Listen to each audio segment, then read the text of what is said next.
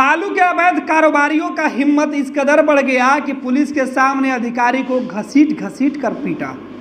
थोड़ा भी शर्म नहीं था कि जिस तरीके से महिला अधिकारियों को घसीटा जा रहा था। ऐसे में यह सवाल सिस्टम पर उठा तो मंत्री तिलमिला गए। मीडिया से बात करते हुए मंत्री ने कहा कि उन्हें इस बात की जानकारी नहीं है, लेकिन जब फर्स्ट बिहार ने तीखे सवाल मंत्री से की तो मंत्री ने कहा, मैं खुद जाऊंगा, देखूंगा कि पूरा वारदात कैसे हुई। आज देर शाम मंत्री लौटे हैं पटना वापस।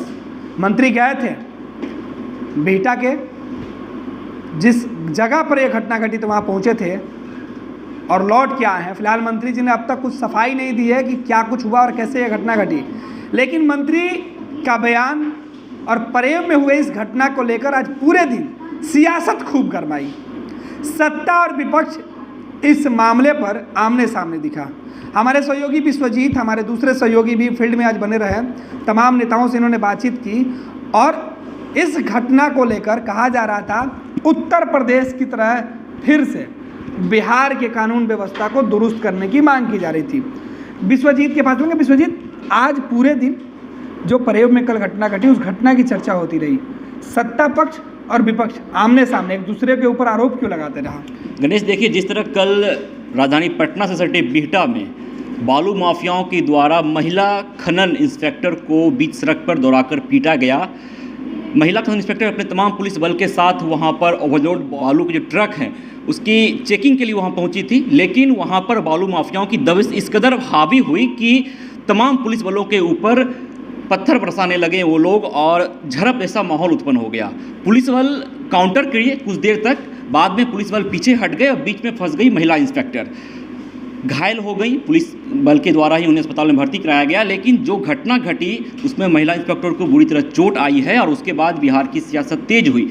जब से वहाँ गठबंधन की सरकार बनी है उस वक्त से तो बीजेपी यह बात कही रही है कि बिहार में जंगल राज की वापसी हो गई है। इस घटना के बाद बीजेपी के तमाम नेताओं के द्वारा यह बात फिर से तूल पकड़ लिया गया कि बिहार में जंगल राज की वापसी हो गई है। सब लोग यही कह रहे हैं कि जिस तरह से नीतीश सरकार का प्रशासन काम कर रहा है, नीतीश सरकार की नीतियाँ काम कर रही है, उससे बिहार में जंगल राज पूर्ण रूप से वापस हो गया है।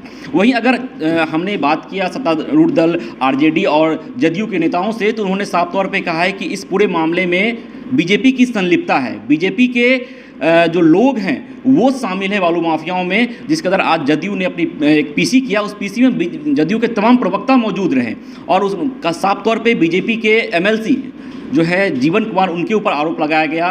बिहार सरकार के पूर्व मंत्री रहे जनक राम, उनके ऊपर आरोप लगाया गया कि उन लोगों की संलिप्तता कई मामले में रही है बालू माफियाओं के साथ और उन लोगों की संलिप्तता के कारण ही इस तरह की घटना को अंजाम दिया जा रहा है। तो एक और जहां बीजेपी यह आरोप लगा रही है कि जंगल राज की वापसी हुई है, वहीं सत्ताधारी दल के नेताओं के द्वारा यह बात कही जा रही है कि नहीं, बीजेपी की संलिप्तता के कारण इस तरह की घटना को अंजाम दिया जा रहा है। बीजेपी के नेता जो मंत्री रहे हैं, विधायक हैं, वो सीधे तौर पे आरोप आरजेडी पर लगा रहे थे कि आरजेडी के शासनकाल में, आरजेडी सत्ता में जब से आई है तब से अपराधियों का मनोबल बढ़ा हुआ है और बालू के कारोबार में कौन लोग जुड़े हुए हैं। आरोप सीधे सीधे आरजेडी नेताओं पे था, मंत्री के ऊपर यह सवाल उठ रहा था। देखिए, आरजेडी कोटे से आने वाले बिहार सरकार के खनन और भूतत्व मंत्री हैं रमानंद यादव। जब से वो मंत्री पद पर बने हैं उस वक्त से सवालों के घेरे में वो हैं।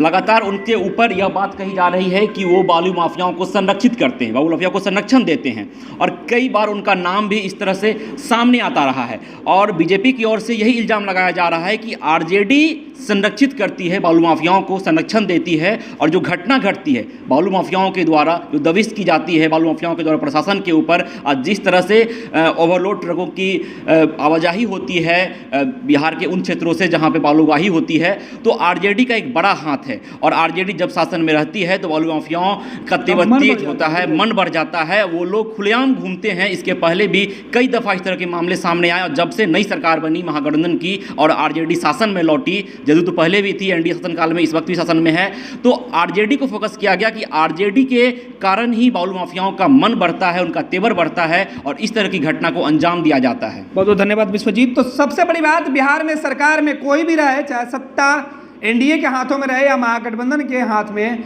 बालू माफिया, खनन माफिया इस कदर हावी हैं कि सिस्टम उनके आगे बौना साबित होता है। सिस्टम को हर वक्त ये लोग चैलेंज करते हैं। इसके पहले भी कई दफ़े ऐसा हुआ है कि बालू माफिया के जो लोग हैं, सरगना के जो लोग हैं, जो गुंडे टाइप के लोग हैं, वो पुलिस पर फायरिंग करते रहते हैं। बालू का अवैध खेल ताकत पे होता है, बल पे होता है, और उसके लिए गोलियों की गूंज सोन के इलाके में, जो इलाका है गंगा नदी के किनारे, सोन नदी के किनारे, जहाँ से बालू का अवैध खनन होता है, वहाँ खूब गरजती है, बंदूकें गरजती हैं। बाहुबल और ताकत के लिए कई जगहों पर ये जो बंदूक की आवाज़ है अपनी दहशत पैदा करने के लिए भी गरजती है। पुलिस कभी मुठभेड़ के नाम पर सामने आता है या कभी पुलिस की टीम वापस भाग जाती है। सवाल यही है कि सरकारें बदलते रहती हैं, लेकिन ना बालू माफियों का मंसूबा कम हो पाता है और ना ही उनके ऊपर सख्ती। सरकार में शामिल जो मंत्री होते हैं वो दलील तो देते हैं, लेकिन हकीकत में ना सरगना के ऊपर कोई लगाम लग पाता है और ना ही बिहार में खनन से जुड़े अवैध कारोबारियों के ऊपर कोई बड़ा अंकुश। देखना है कि मंत्री जब खुद गए थे, क्या कुछ सफाई में वो अपनी बातें कर रहे हैं, लेकिन सिस्टम पर यह बड़ा सवाल है कि पुलिस की मौजूदगी में जांच टीम के ऊपर हमला होता है। पुलिस का भय उन्हें थोड़ा भी नहीं है, क्योंकि घसीट कर अधिकारियों को पीटा जाता है। यह फजीहत उस अधिकारी की नहीं हुई, बल्कि यह फजीहत सरकार और सिस्टम की हुई है।